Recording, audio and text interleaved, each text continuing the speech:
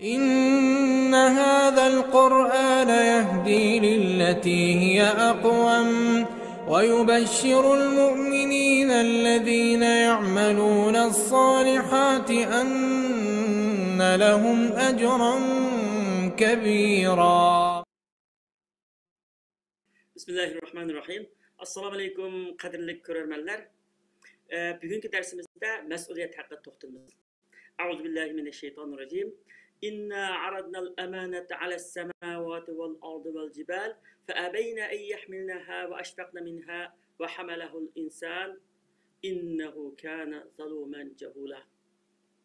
Yani şüphesiz ki biz amanatni osmonlarga, zaminga va tog'larga tanglib Ular onu üstüge eliştin baş tarttı. Onun mesuliyetinden korktu. İnsan bolsa onu üstüge aldı. İnsan hakikaten üzüge zulüm kılgıçıdır ve bekmu nadandır. Ayetteki amanet dini mesuliyetini ifadeleydi. Her kandak bir dini mesuliyet amanet yani. Kur'an-ı Kerim'de amanet diyen söz 5 urunda zikir kılıngan bulup hemmisi mesuliyet manisidir. Mesuliyet degan söz Uyg'ur tilining izohliq lug'atida birer ish harakatning oqibati va natijasi uchun bo'lgan javobgarlik degan. Alloma Muhammad Abdullah Diroz mas'uliyat birovning ustiga majburiyatlarning yuklanishi va uning natijasiga javobgar bo'lishidir deb ta'riflagan. Islom atlug'isida mas'uliyat Alloh taologa va maxluqotga qarata o'zining qilishga tegishliklaridan javobgar bo'lish, ya'ni shuningdek mas'ul bo'lish deganlikdir. Alloh taolo bizni din va dunyolik barliq ishlarimizda o'z mas'uliyatimizni tunigan, his qilgan va ado qilgan holda hayot kechirishga buyurgan. Mas'uliyatni tunish va uni his qilish taqvolikning bir turi.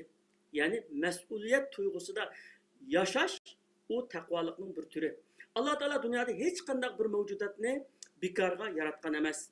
Meyli canlıq məxluqat bolsun, meyli cansız məxluqat bolsun, hayatda hemməsinin üzgə layıq vəzifəsi və məsuliyyəti var. Müslüman adam məsuliyyət duyğusu bilən yaşaydı.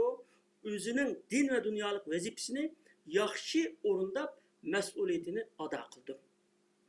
Endi Müslümanlıq bir məsuliyyət. Müslümanlıq əslində çox bir məsuliyyət.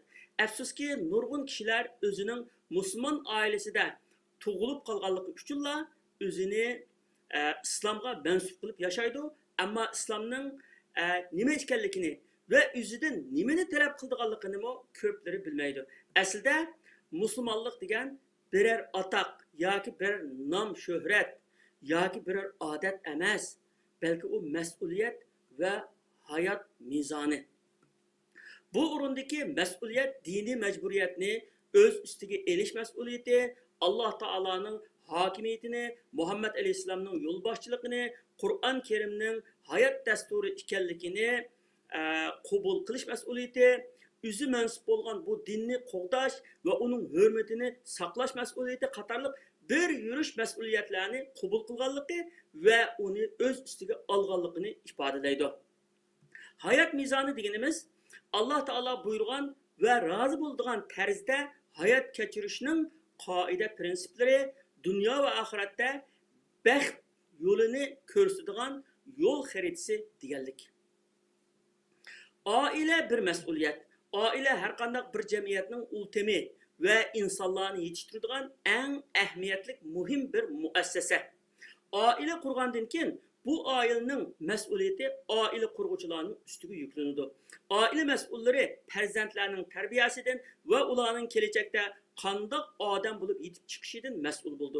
Alloh taolo Qur'on Karimda bizga bu mas'uliyatni bildirib, ya ayyuhallazina amanu qu anfusakum va ahlikum naran va quduhan-nas wal hijara deydi.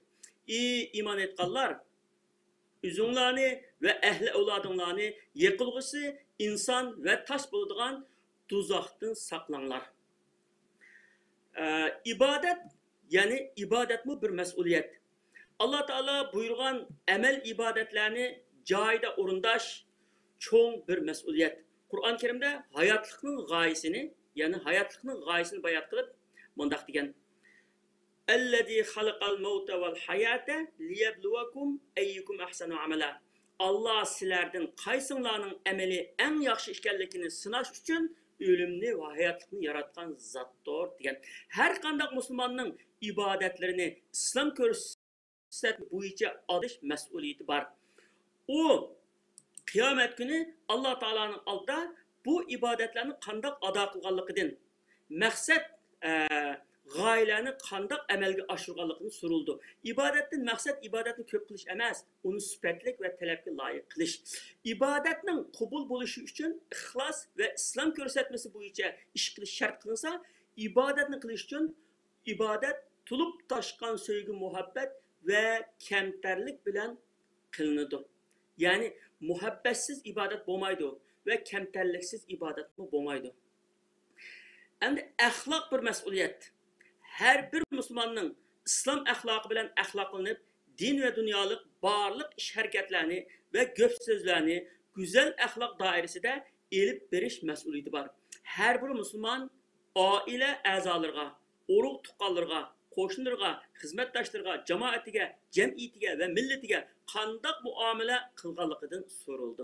Alloh taolo va qiyomat kuniga iymon keltirgan mu'min odam yuqorqilarga İslam ahlakı boyunca muamele kıldı. Peygamber sallallahu aleyhi ve sellem bunu ifadeleip en kamil mümin, en ahlaklık bolgunudur diyen. Yani bu ahlak mesuliyeti iman gibi tutuşudur. İman bilen münasebetlik.